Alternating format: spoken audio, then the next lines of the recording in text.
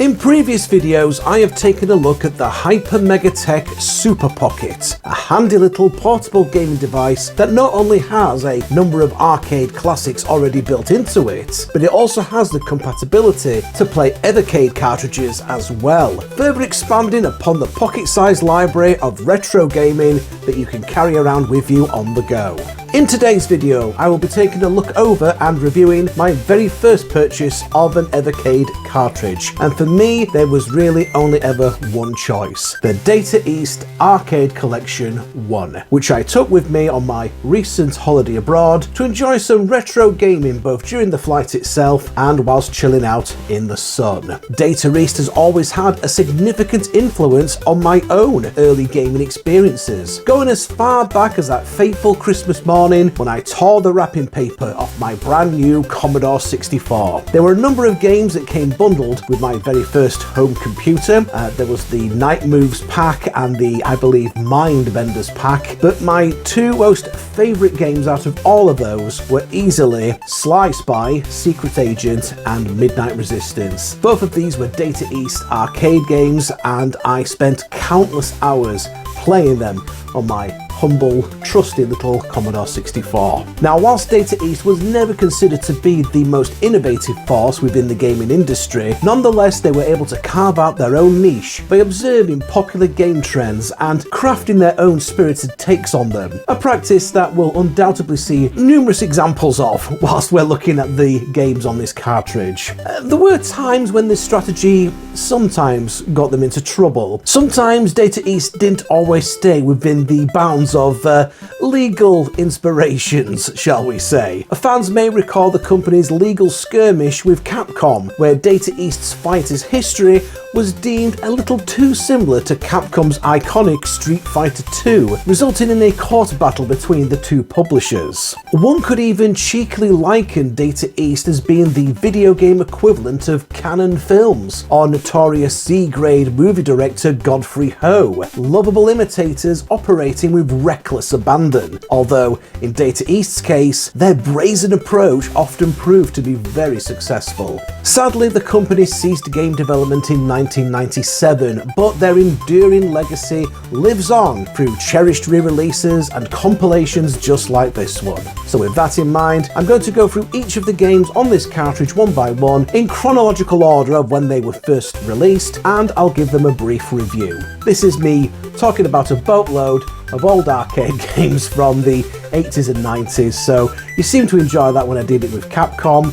Let's do it with Data East. Without further ado, let's begin.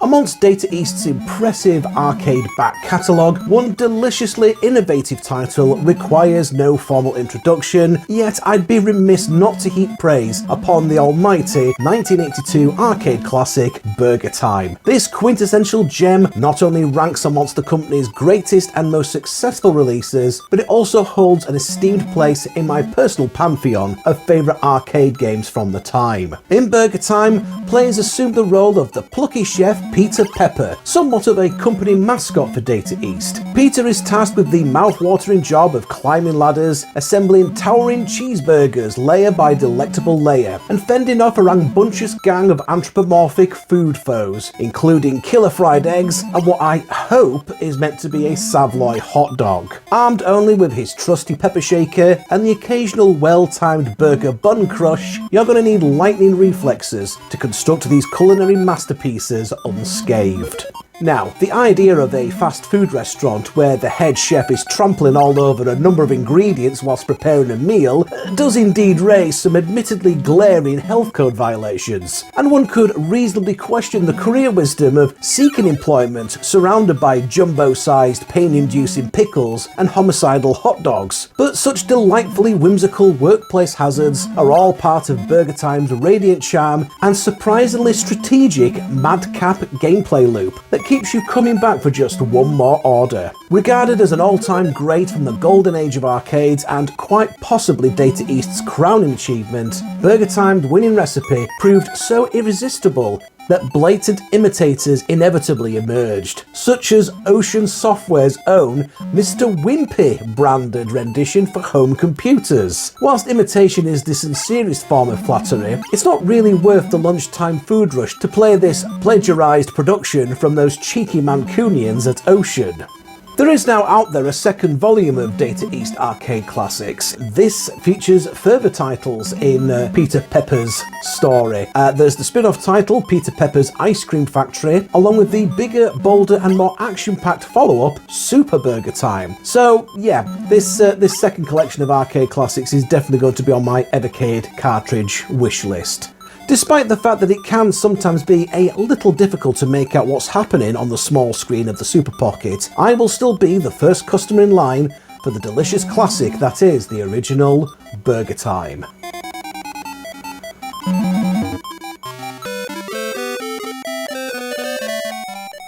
Whilst Data East weren't averse to taking inspiration from others' work, they rarely strayed into being boring. Case in point with our next title, the early arcade hit Lock and Chase. Now at first glance, its single-screen maze gameplay might invoke obvious comparisons to a certain round yellow mascot that Namco had introduced a couple of years earlier. Indeed, the core premise of running around mazes, collecting dots and invading pursuers remains intact. However, Lock and Chase crucially remixed the formula by casting players as the villain. Playing the part of a nefarious expert thief, you will need to strategically open and shut doors throughout the labyrinth in order to facilitate a daring escape from the bobbies, who are relentless in their pursuit of you. Meanwhile, randomly appearing treasures and hazards added an element of chaotic uncertainty with each converted dot you managed to nab. So no, Lock and Chase wasn't a mere Pac-Man clone. Its unique twists elevated the single-screen maze concept rather than just lazily rehashing it. As a result, this early Data East gem has aged far more gracefully than the avalanche of generic Pac-Man clones that briefly saturated arcades. And even today, it's a compelling enough game that still beckons for just one more heist.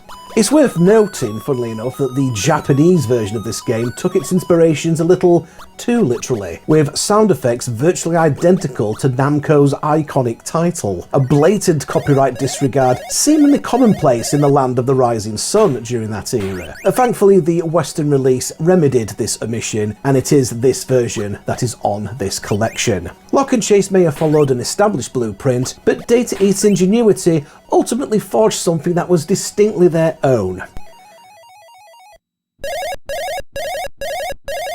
When it came to injecting fresh adrenaline into established genres, few developers exhibited Data East's reckless audacity. Case in point, the deliriously inventive 1986 arcade release Breakthrough. At its core, a seemingly straightforward horizontal racing premise where you pilot a buggy across hazardous landscapes as far as your skills would permit. However, Data East's mad geniuses decided to imbue the said vehicle with some gravity-defying jumping abilities, as you do. The resulting gameplay melded the white-knuckle thrills of a traditional racer with a heightened, almost puzzle-like demand for precision. Bounding over yawning chasms and soaring above environmental obstacles emerged as the only surefire path to preserving your vulnerable Jeep.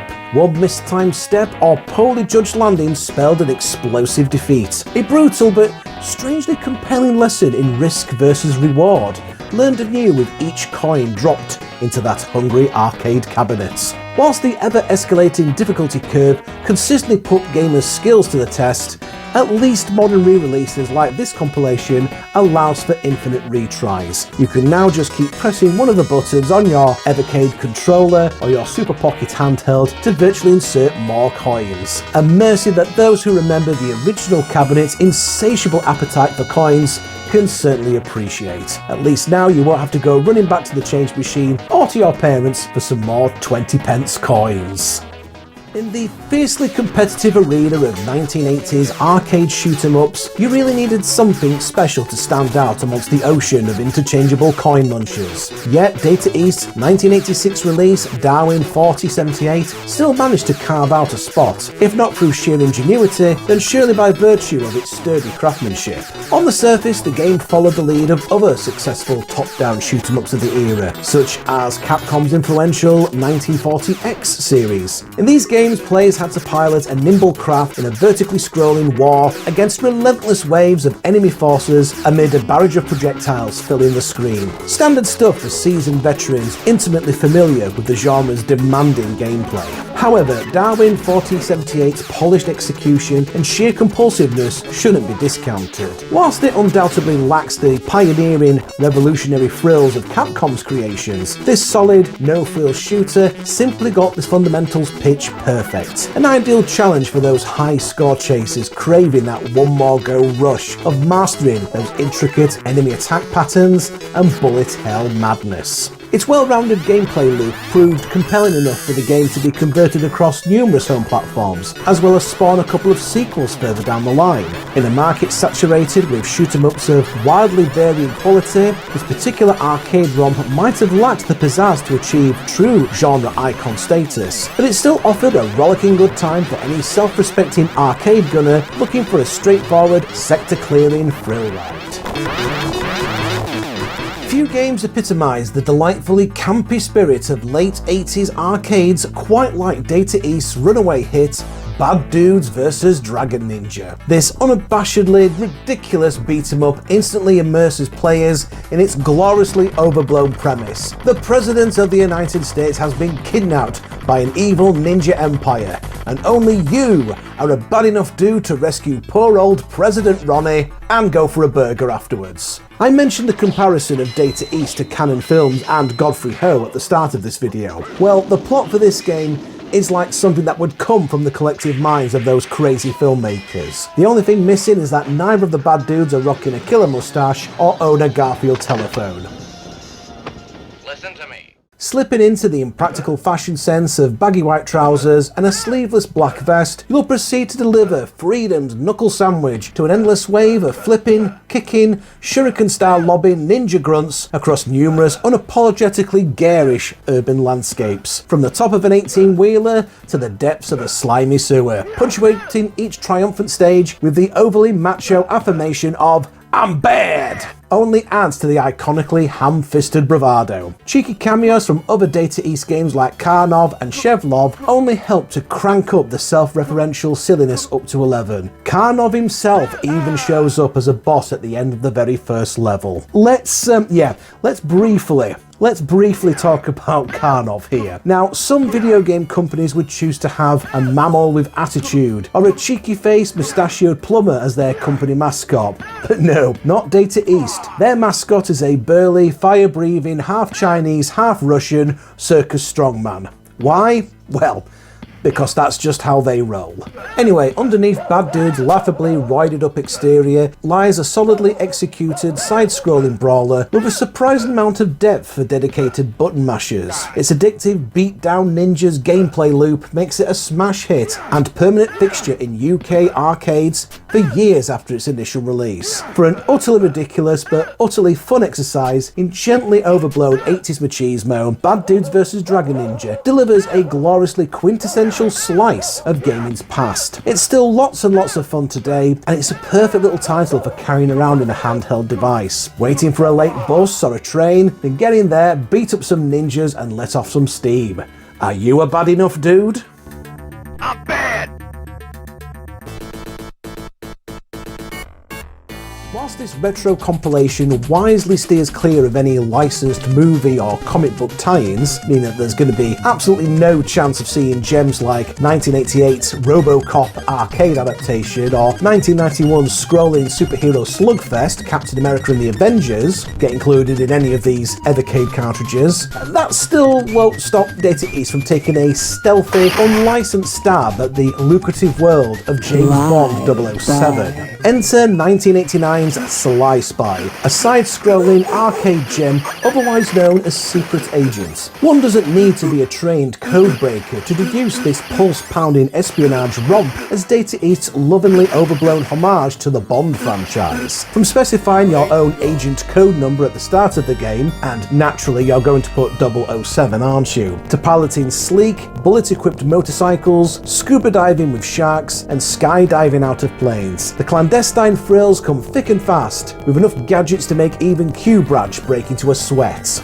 Punching and blasting your way across globe-trotting stages, you'll encounter an iconic rogues gallery of larger-than-life villains shamelessly modelled after the likes of Oddjob, Jaws, Blofeld, and other legendary 007 adversaries. If that's not blatant enough, there is even a power-up that literally gives you a golden gun when the situation calls for it. Dodging underwater shark attacks and disrupting nefarious schemes for world domination, that's just another day at the office for this daring 00 agent. The sheer audacity of Data East essentially crafting their own unofficial Bond game without any legal repercussions is as mind-boggling as it is delightful. I mean, it's a wonder that the famously protective folks in charge of the Bond IP didn't attempt to absolutely sue Data East to buggery over this game.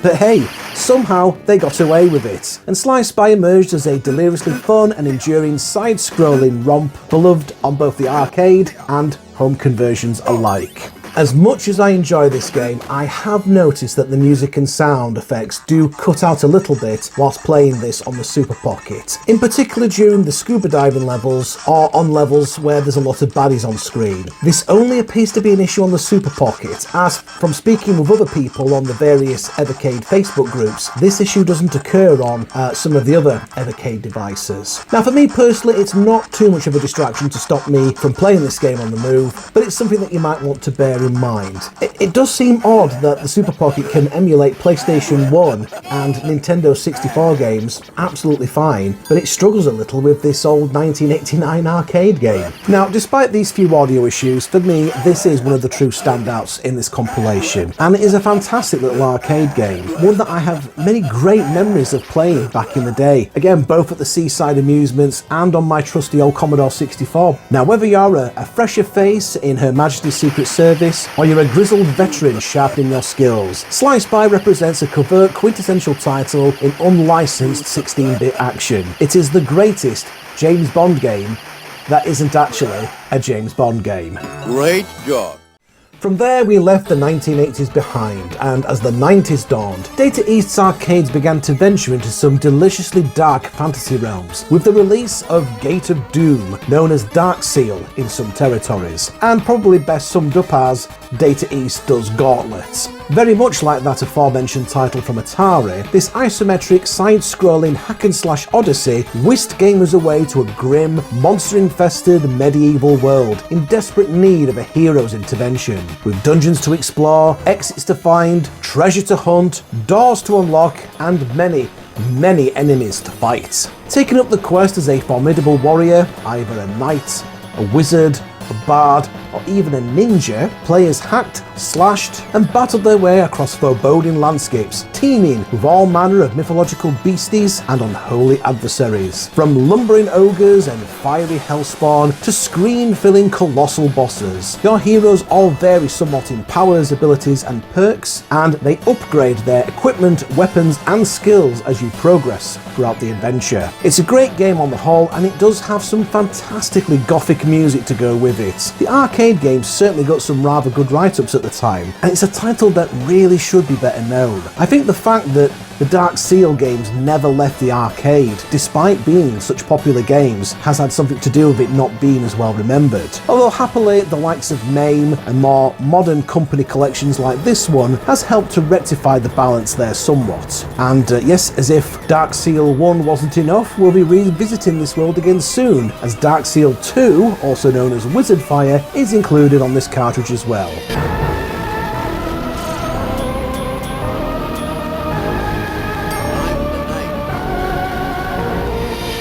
Data East's impressive arcade catalogue, a delightful subset stands out. The unabashedly retro delights of their single-screen, board, or sheet games. Timeless palette cleansers harkening back to gaming's formative roots when straightforward, razor-focused mechanics and supreme score-chasing gratification reigned supreme. We've already witnessed shining examples such as the iconic Burger Time and Lock and Chase, but the 90s ushered in another quintessential edition, the ghost-busting antics of TumblePop. Assuming the role of a ragtag team of phantom eradicators, you'll globetrot to various haunted locales, using your trusty vacuum to quite literally suck up pesky spectres. The real genius, however, lies in what comes next, forcefully expelling those captured ghosts as a battering ball of ectoplasmic vengeance to ricochet around stages and knock out their unsuspecting brethren. Suck up more spirit and your ghoul ball grows ever mightier, but dawdle for too long and your prized poltergeist payload might just fight their way free, ending your mission in a terrifying demise. It's a deceptively simple gameplay loop drenched in that timeless one more go arcade charm that Data East does so well. An utterly classic single screen experience tailored for edge of your seat high score chasing and earning lucrative, massively satisfying bonuses with each level conquered. An infinitively replayable ghost grabbing romp that you'll be haunted into revisiting time and time again on this handheld compilation. So just when you thought Data East's delightfully dark fantasy well had run dry, they doubled down on the dungeon crawling madness with 1992's Wizard Fire, a spirited follow-up to Gate of Doom, which explains why it's also known as Dark Seal 2 in some territories. This gloriously isometric hack-and-slash title once again beckoned treasure seekers into a perilous realm teeming with mythological monsters and malevolent magic. Brave adventurers were treated to an expanded roster of heroic archetypes to captain their monster-slaying odyssey. Whilst Wizard Fire didn't necessarily reinvent the wonderfully warped wheel its predecessor rolled out, it adeptly bolstered the winning formula with subtle refinements. New spells and enemy variants offered slightly fresher frights, but at its core, this was just more of the same from the earlier title, unapologetically scratching that same beloved hack-and-slash itch as before. For dungeon crawlers of a certain disposition, it really does not get much better than this.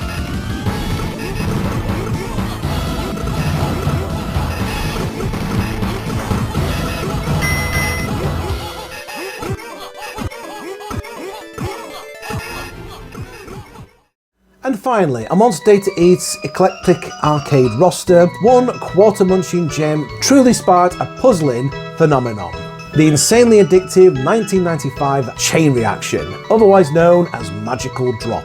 Of course, typical of Data East, the original match-free gameplay concept wasn't entirely theirs, but they were soon quick to jump on it. The Magical Drop series, like Tetris before it, was a puzzle-shaped game that had its origins in Russia. The first iteration of this was a 1992 MS-DOS game called Drop Drop, which came out in the West as part of a puzzle compilation of games named Moscow Nights. Data East licensed the title and eventually made this game, tweaking the gameplay a bit and putting their own spin on the formula, adding a huge chunk of anime presentation because, well, it was the 90s, and with various tarot-themed characters competing against each other in head-to-head puzzle skirmishes. At its frenetic heart, Magical Drop challenged players to strategically grab same-coloured falling gem clusters before launching them back upwards, ideally triggering off massively lucrative combos by vertically stacking the same colours. A few special power-up drops spiced up the gameplay, but the name of this game was pure lightning-paced pattern recognition and effusive chain reaction scoring, hence the title. Despite the relatively simple premise, Magical Drop's sublime pacing and controls fosters a breathless tug-of-war, where the momentum could radically shift with a single well-timed move or last-second combo snatching implausible victories from the jaws of defeats. Data East's take on the decades-old falling block concept ultimately blossomed into nothing short of a puzzler masterclass. Its picked-up-and-played elegance made for an infinitively replayable, ludicrously addictive, and undeniably exhilarating experience. So enamoured were gamers with this psychedelic gem swapping that Chain Reaction would spark further titles in the Magical Drop series. In fact, Magical Drop 3 has the distinction of being Data East's last ever arcade game, although the series would still continue beyond the realm of the arcade machines. So I wouldn't be surprised if we see a couple more games from this franchise pop up should they be further Data East arcade collections on the Evercade.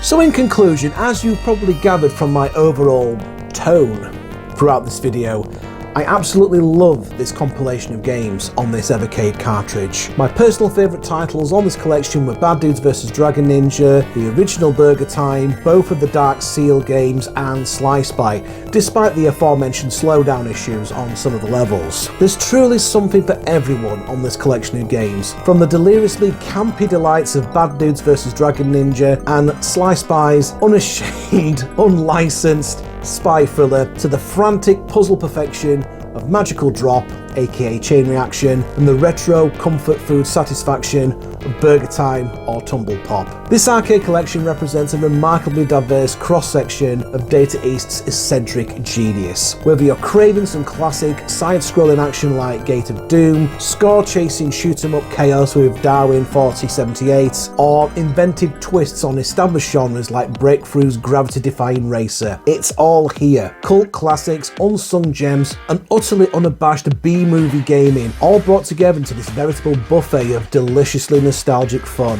The best part? With this definitive compilation, you can experience the retro thrills of Data East's eclectic arcade canon on the go whenever the urge strikes. From fighting ninjas from the comfort of your couch to catching ghost trains on your daily commutes, a library's worth of ridiculously fun gaming heritage awaits at your fingertips.